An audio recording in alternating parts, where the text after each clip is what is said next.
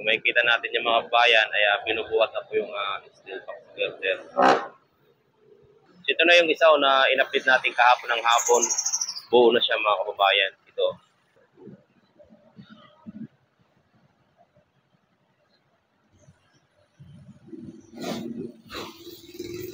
May sahig na siya, oh. I-zoom natin, oh. May kita natin yung sahig. Ayan, oh.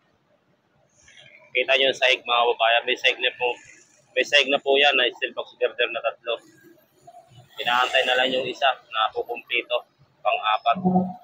So binubuhat na po doon mga kababayan at dadalhin na dito.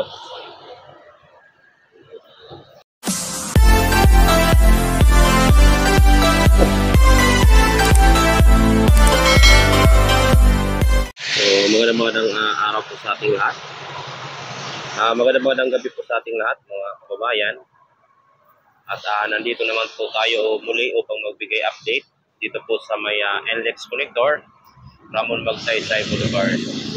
So nandito, binubuhat na yung isang dito mga kababayan. At mag-install na siguro sila. Binubuhat na yung isang steel box girder. Kung makikita natin yan mga kababayan. Ayan. Kung makikita natin yung mga kababayan, ay binubuhat na po yung steel box girder. Binubuhat na siya. So, ito nga po mga kababayan ang truck dito. Saka may bagong naman dito, i-install na steel box girder. Ayan mga kababayan. Yan po ang pang-8 na bubuuhin na steel box girder mga kababayan.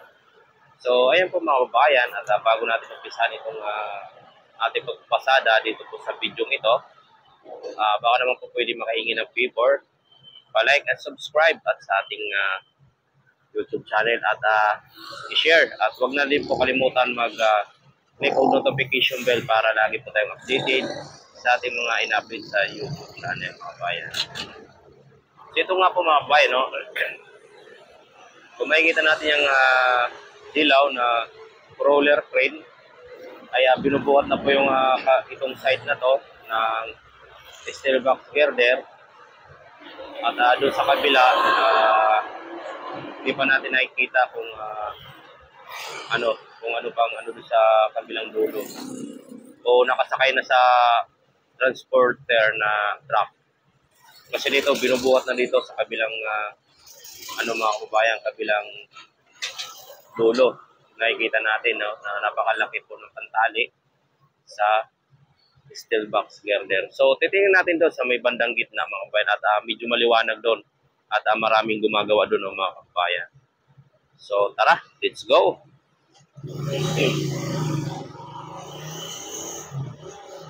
Titingnan natin dito banda at kung ano makikita natin dito.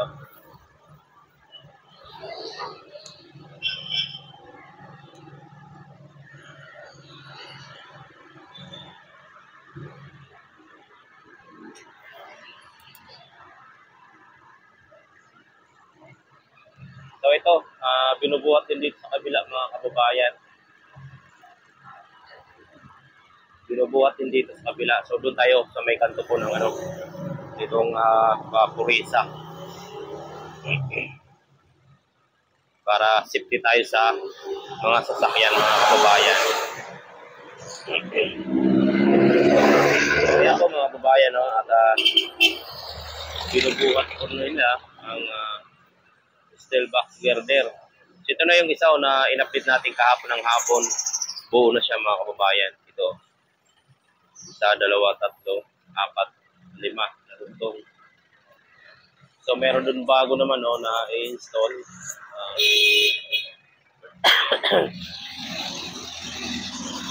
Isang mga kababayan. Isang bubuhin ulit na steel box girder. So, yan binubuhat na ng tower crane at sa crawler crane mga kababayan.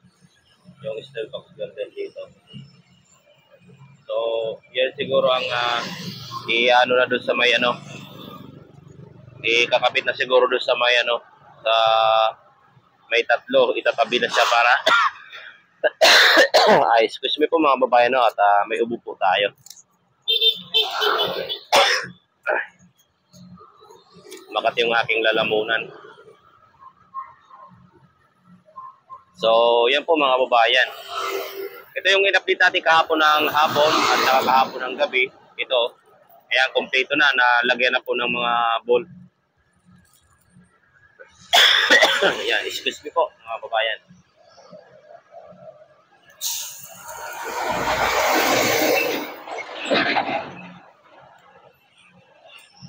Binubuhat na po ng dalawang dambuhalang crane.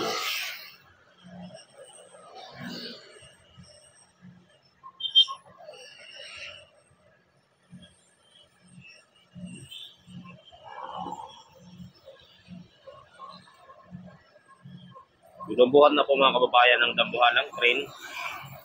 Yung steel box girder. Nakukumpleto po doon sa tatlo sa nakabitan na.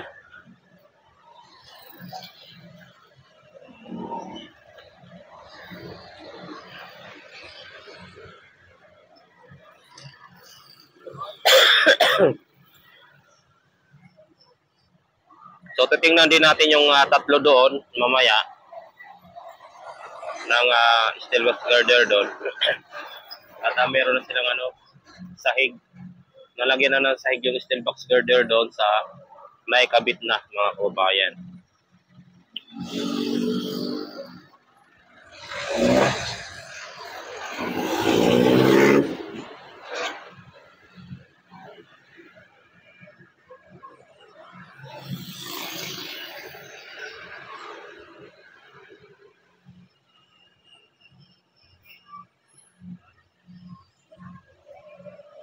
Kakarga na siguro yan sa transportation na truck.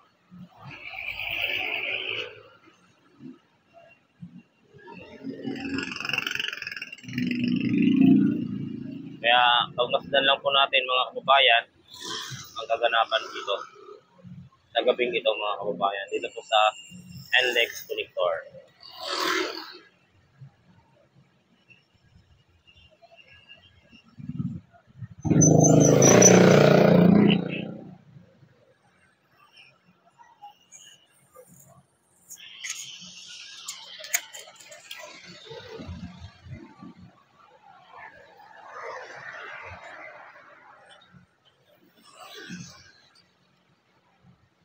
Grabe siguro ang bigat yan mga kababayan. Sa haba yan, 5 dugtong. Pero isa, 2, 3, 4, 5. Solid na bakal.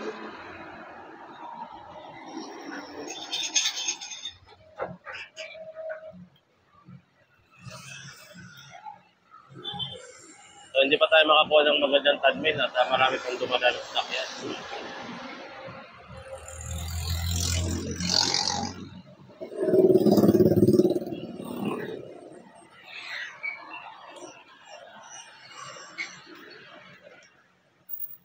Ayan.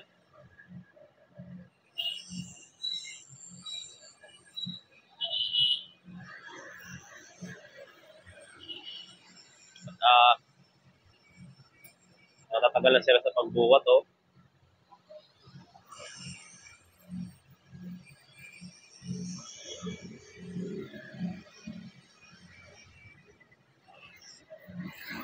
Napakabigat niyan mga kababayan, grabe. Sa laki pa naman yan, haba.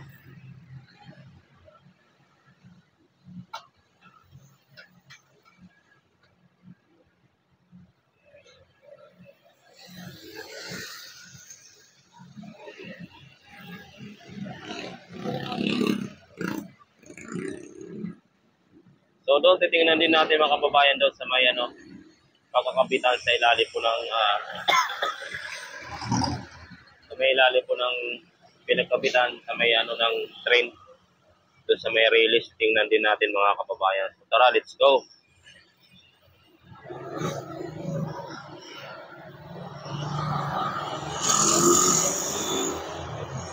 Ayan nag-grinder sila dito. Kinikinis yung sa sa pagpapak ano ng steel box girder.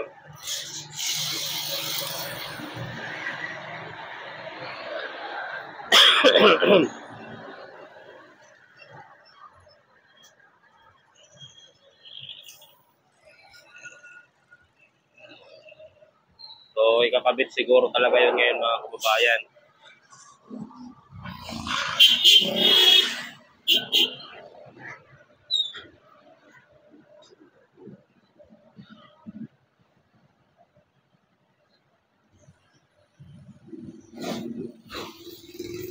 May sahig na siya I-zoom natin may kita natin yung sahig. Ayan, kita nyo yung sahig mga kababayan. May sahig na po yan na steel box girder na 3. Inaantay na lang yung isa na kukumpleto pang-4. So binubuhat na po doon mga kababayan at dadalhin na dito.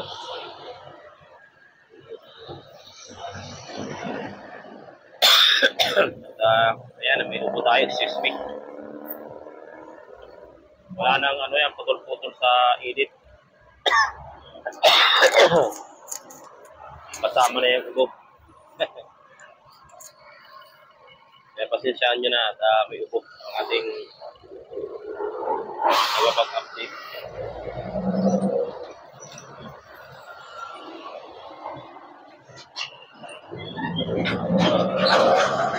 So ito naman next week. Kasi ito, ngayon, November 14. Yun na isa. December 14. Ito naman, bukas, December 15 hanggang 18 ba yun? Hanggang 18 ng ating kasama na vlogger na ng po ng info. Para naman dito sa kabila. So yan naman po ang ating abangan na i-update tuwing gabi. Tuwing at tayo ay uuwi ng gabi galing sa trabaho. Atin sasadyan dito, sasadyay na daanan para ma-update natin.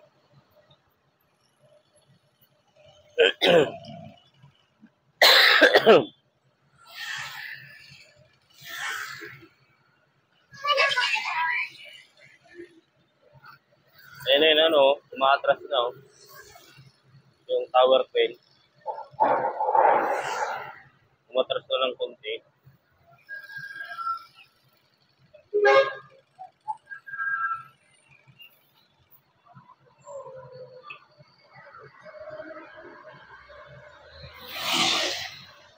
So, ito na po yung ating update ngayong gabi. Dito po sa ating NLEX connector, mga kababayan. Ano bang oras to? Alas 12.